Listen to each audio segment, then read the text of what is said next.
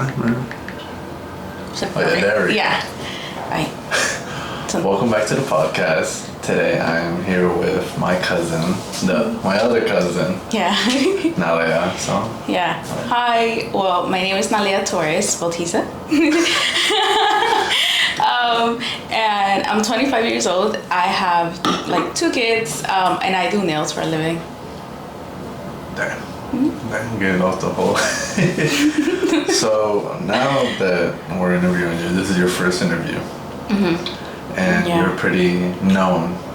Yeah, like in the nail industry. So I'm curious. Well, you don't have to shade nobody, but how do you feel about the competition out there?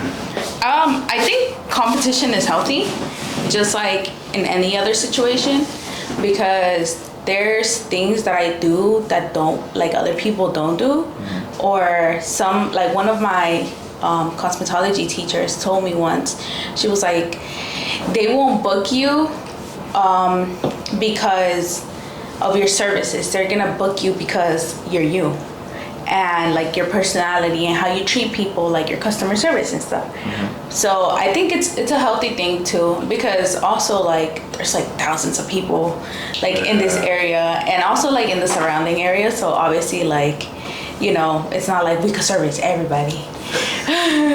So I think it's healthy. And you think, you have people that kind of like fit you in the way of like, they fit your personality, they fit the way of that you live, I guess, in a way.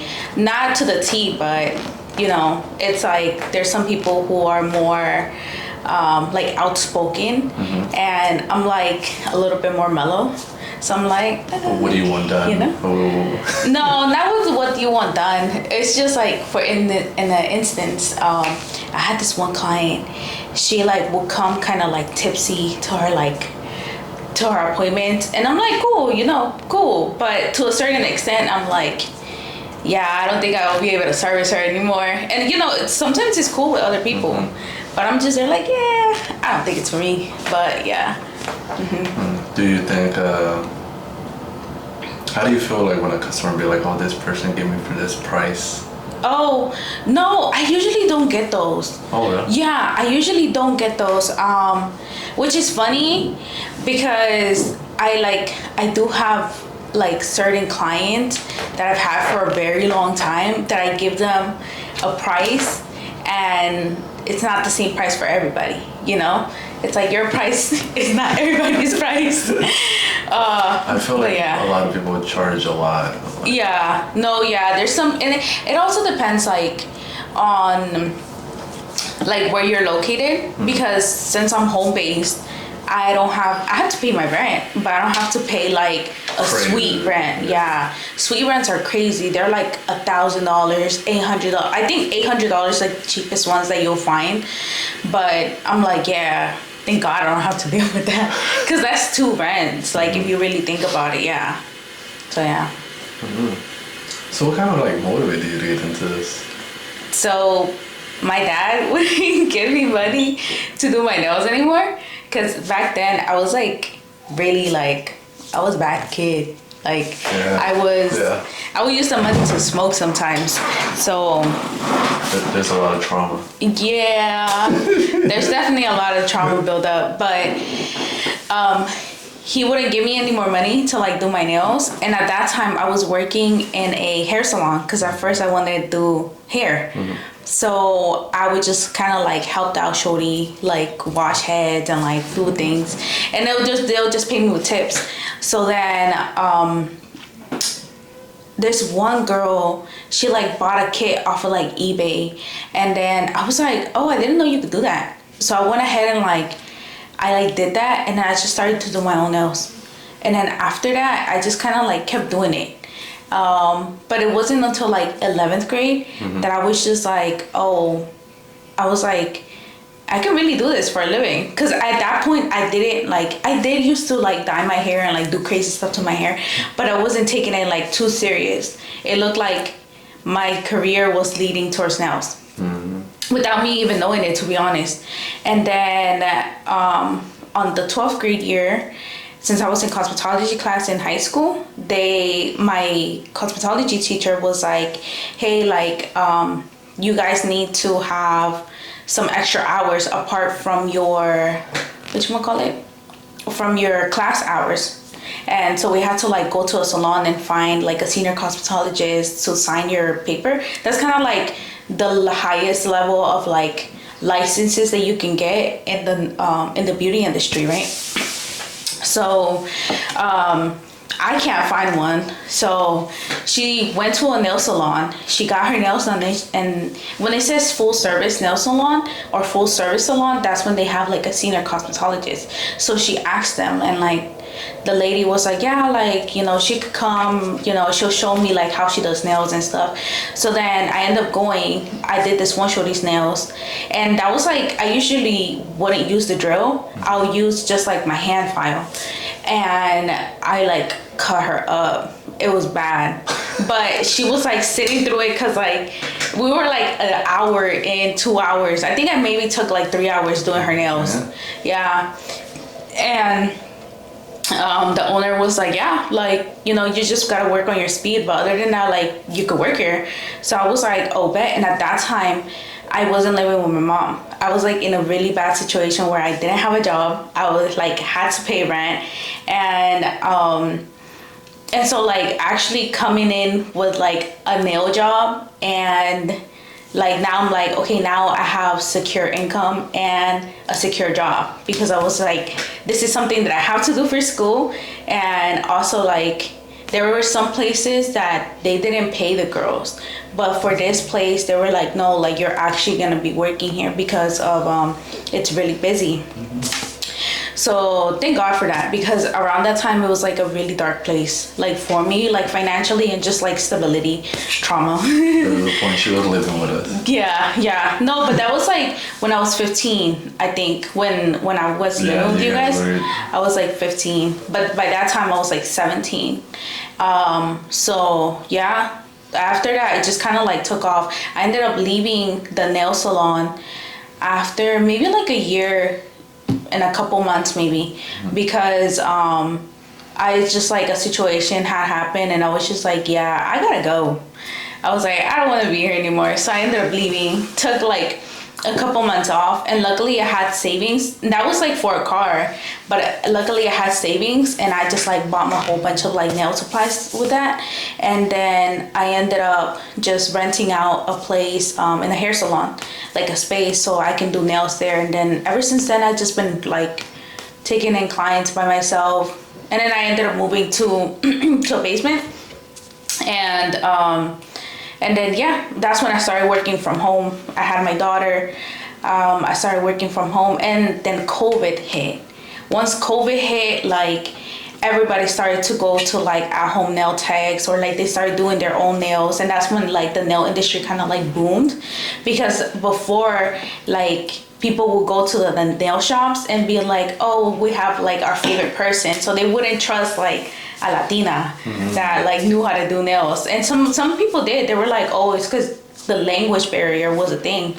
So yeah, ever since then, and then it just kind of like took off from there. And it's like I guess my name has been around for a while, but also like other people have have picked it up real quick because of COVID. And like TikTok was like a huge thing where like a lot of people were like making tutorials and all those things. So that like helped pick up like the nail industry, and that's when we started to see more competition with like within the community versus within like the Asian shops and, you know, the Vietnamese shops. But yeah. That was a lot. I was about to tell the whole story. No, this is crazy because there's a lot of competition at that. There's a lot. Yeah, it's a lot. I think in my area there should be like, just within this area, I want to like say down the block is like one now already.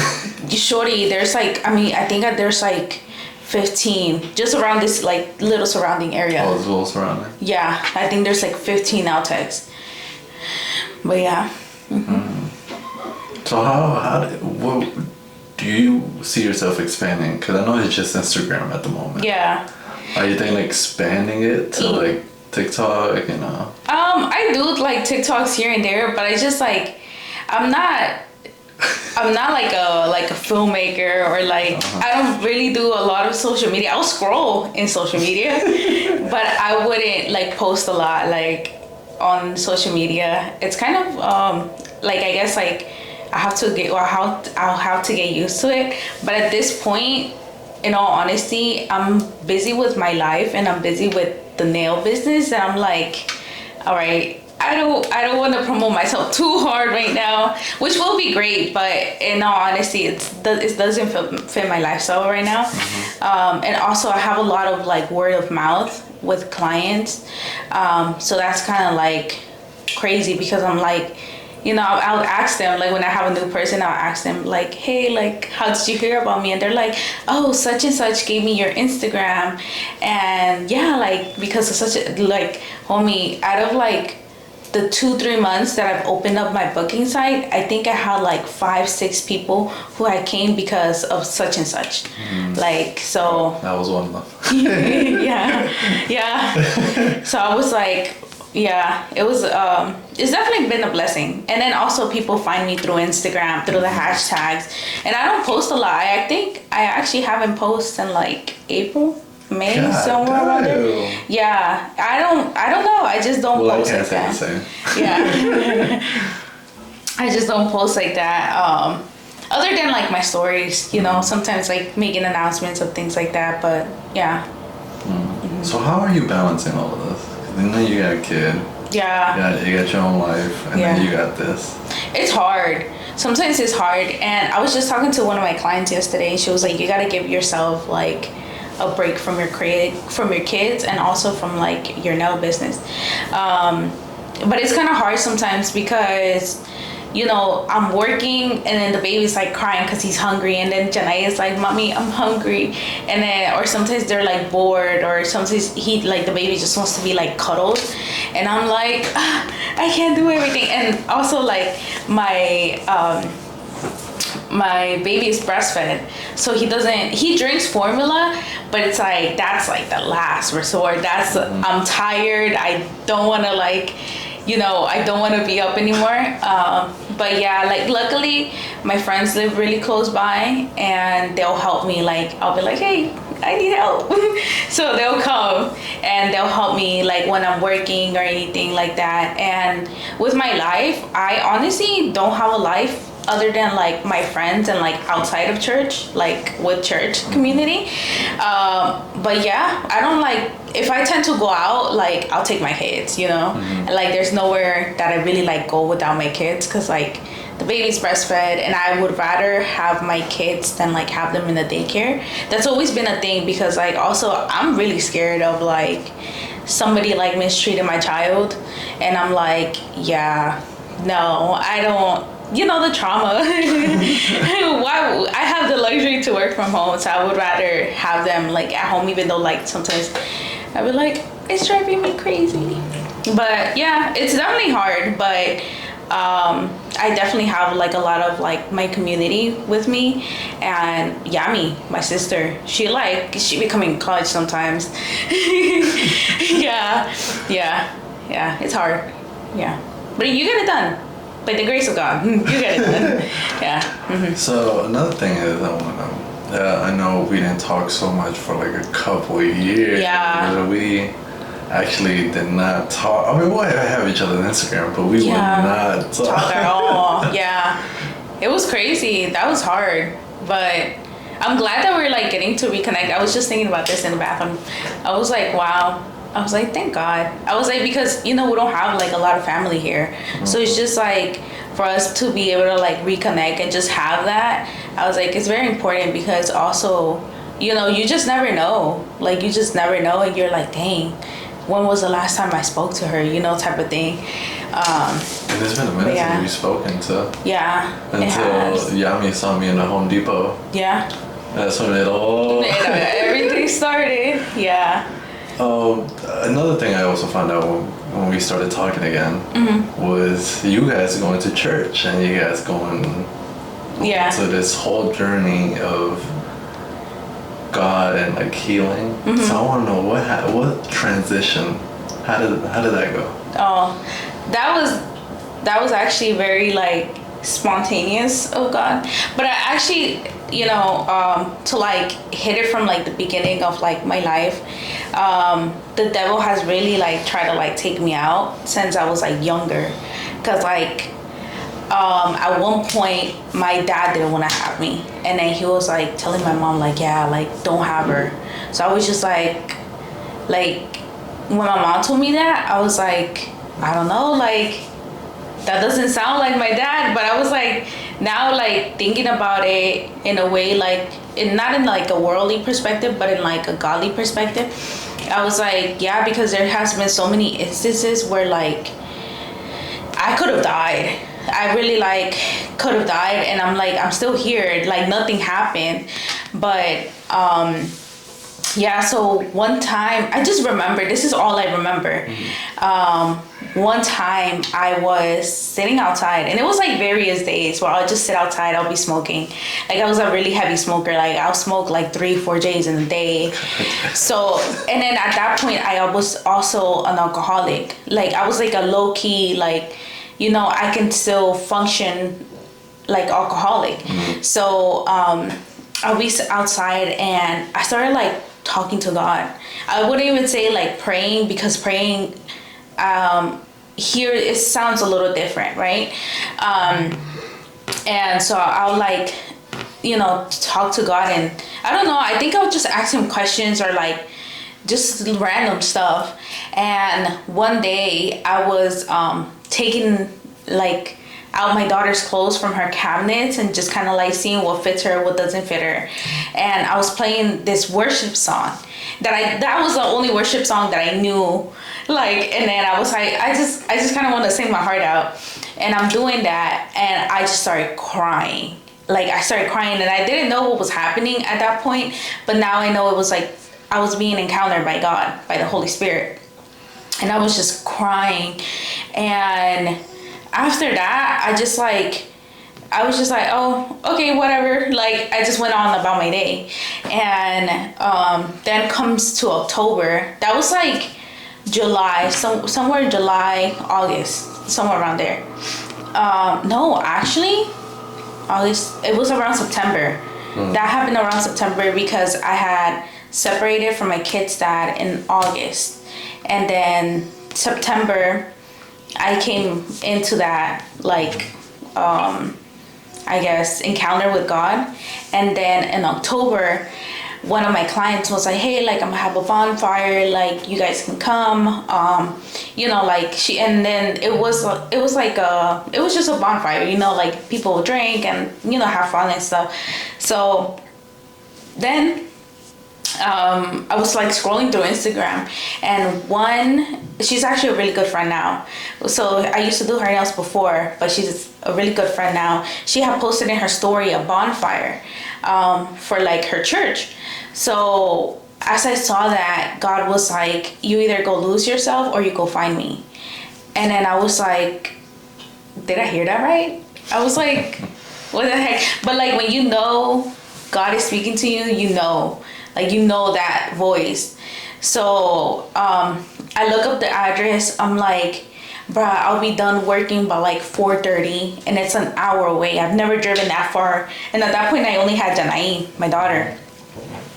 Never had like driven that far. And then I was like, you know what, like, I'm gonna just go. So I end up going, me thinking that the girl's gonna be there, and I'm like looking for her and I can't find her. And like I asked somebody for her, and they're like, oh, she can't come because like she's in a wedding. And I was like, dang. So I'm like, I'm not a social like person. Like I'll sit down and talk to you like one-on-one, but other than that, I'm not gonna be like, oh hey, my name is Nailea. I'm like, no. So this one girl comes up to me, and she's like, oh hey, like, what's your name? She starts talking to me, right? And then she brings me to like a group of girls. She's like, oh, this is such, like, she gives me their names, and I'm like, oh hey, hey. And they're like, oh, what's your name? So we started like talking. They're like, oh, we're gonna put you in this group chat for the girls at church. And I'm like, okay, cool, right? And then they had like a worship session. People were just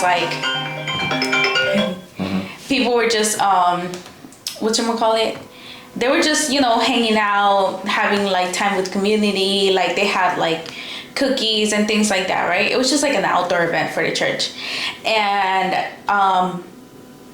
when I was on my way over there, I was telling God, I was like, I don't want to go to a church that's like a religious church. That was like my fear. I was like, I don't want to go to a church where they're gonna side-eye me because I have tattoos, because my hair is dyed, because I have a daughter, because I look different. I was like, I want a church that's like really like for you. Open. So, yeah. So I go, and as soon as like I step in, I'm like, bruh. I was like, no way. There's people with like a whole bunch of tattoos. There's people with like hair dyed. There's like people who look like me, and I'm just there like, oh. I was like, no way. And I was just like, wow. I was just like such in awe, because I was like, wow, like this is like people who look like me, and they're young also. And so I didn't feel like an outcast. And then after that whole bonfire, that event, I just kept going to church, but I kept, I just would go in, come out, like wouldn't talk to anybody, go drop off my daughter to like the kids ministry.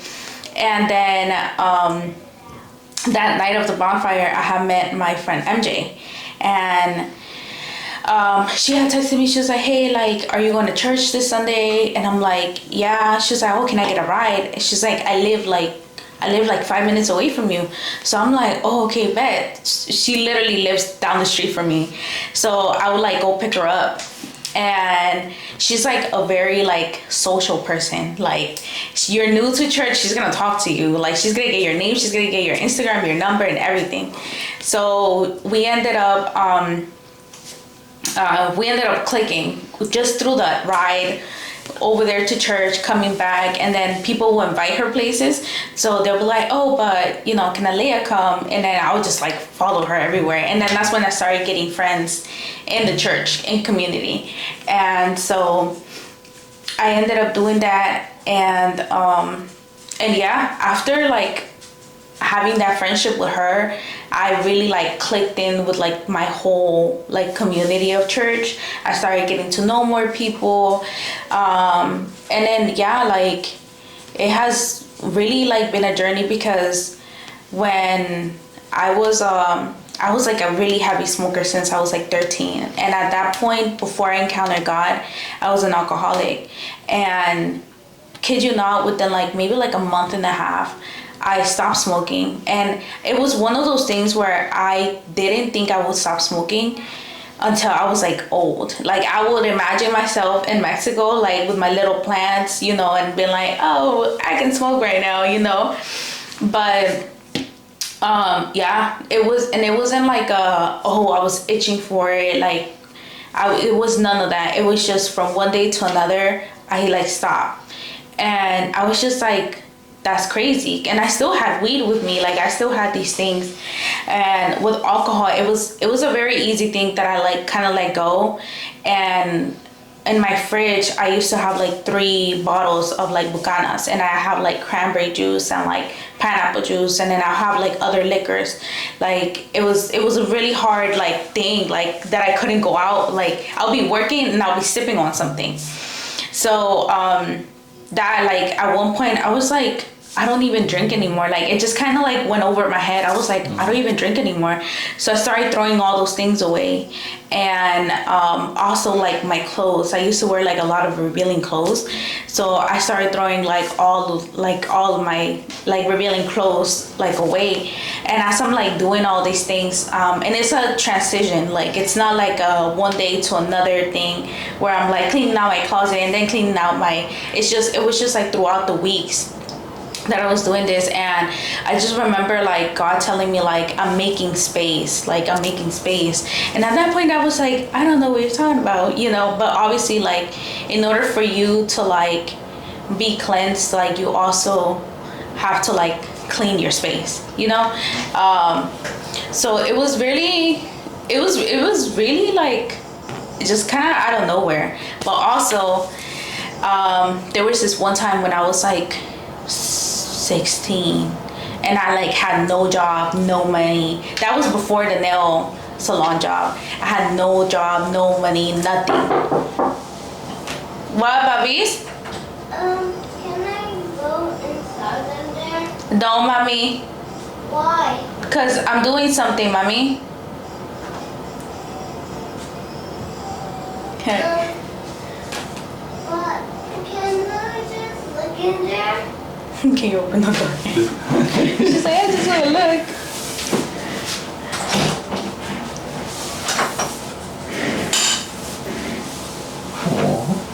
Hi. This is Bloody, Babis. This is like your tío. He's my cousin. She just woke up. Yeah. Well, when you walked in and then I walked in, that's when she woke up. Yeah. Okay, Babis. Close the door, please. Okay. Thank you. Why? Because we're doing something and we can't have too much noise. Thank you. Alright. So when I was like 17, I didn't have no job, no money, nothing. And I was just like in my room. And mind you, my room was like, it was small. It was like this size, like half of this room, basically. Yeah, it was half of this. And I was just laying down and I was crying. And I was like, God, I just want you to hug me. I was like, I just want you to hug me. And I remember feeling something kind of like hovering over me, but it wasn't like a scary feeling. It was like, it gave me a lot of peace. So I ended up like knocking out. And now I know I was like, that was like God, because like that at that point I was like really suicidal. I was very like much, I don't know what to do with my life. Like I'm not going to school like that. I'm failing my classes. I don't have a job. I need to like make ends meet. I didn't want to go back to my mom's house. And I just was like at a dead end, and I was like, I just don't know what to do.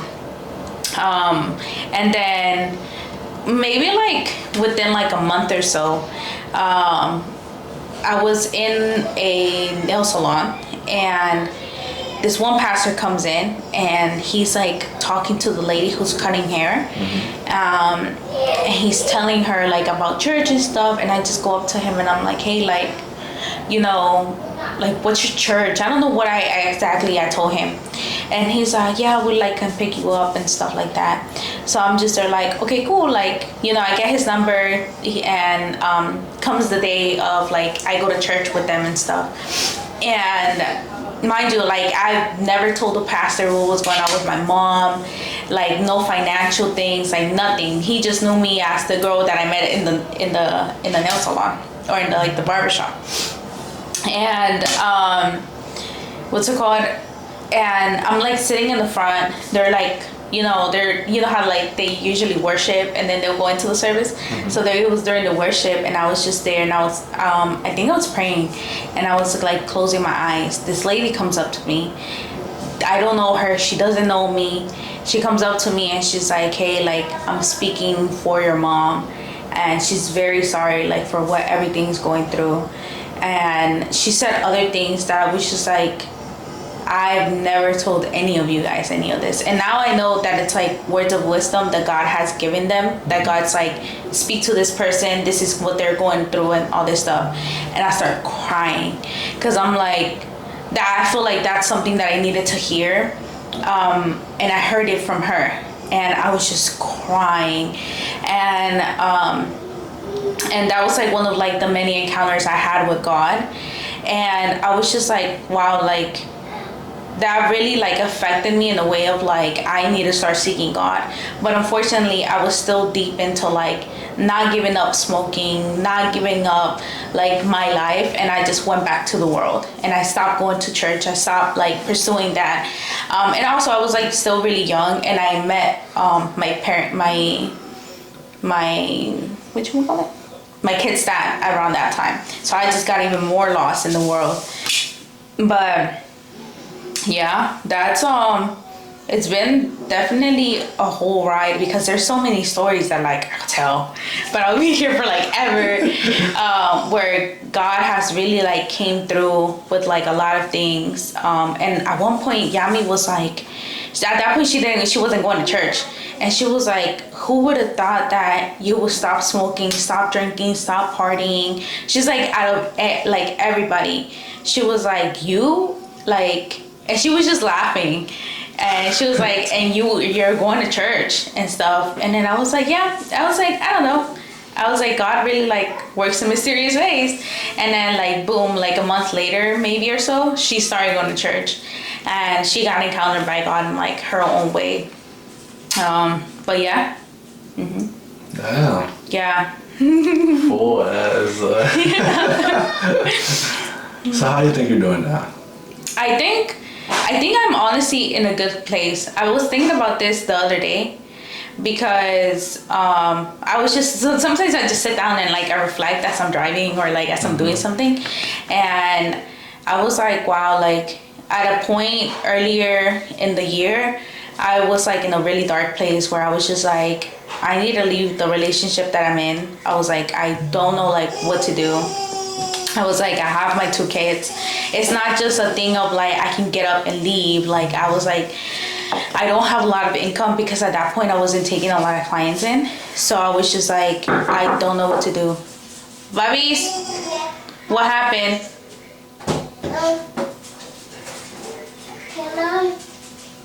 Can I eat a snack? No, not a snack. You could go upstairs and eat something. Huh? You can go upstairs and eat something.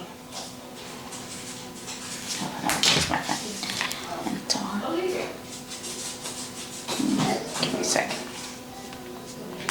Who would have expected my cousins to have kids? Right?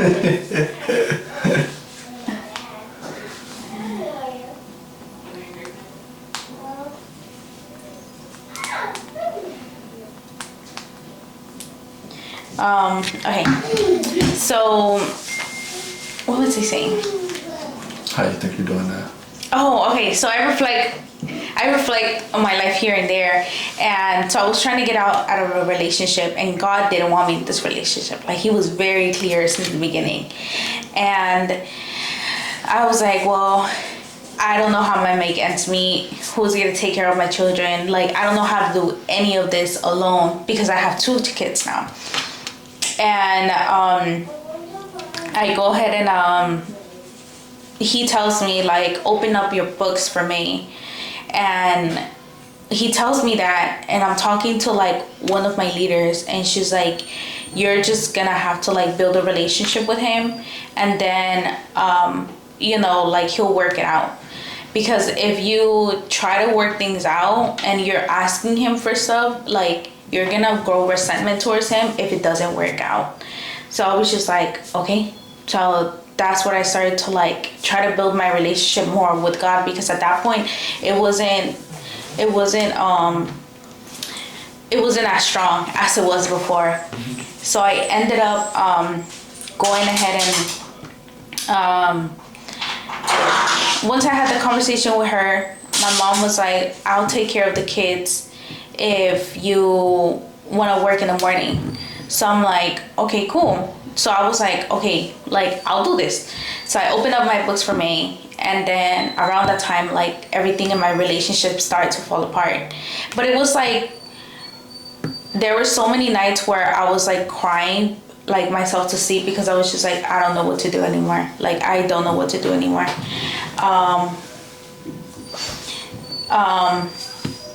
And I was just like, well, at this point, I don't know what to do anymore. Everything's out of my hands. I was like, I just give up, because for so long, like I just kept fighting everything. So I was just like, whatever. And I remember this one night I was just praying and I was like worshiping, and my kids were asleep. And then I was just like, you know what? I was like, I'm done. Like, I'm done. Like, I don't know what to do. Like, I can't keep somebody that doesn't like that does want to be with me but doesn't want to be with me, because I was just like, it's clear that he doesn't care about me. And it was a very hard realization for that, because I was just like, well, now I'm gonna be alone with 2 kids.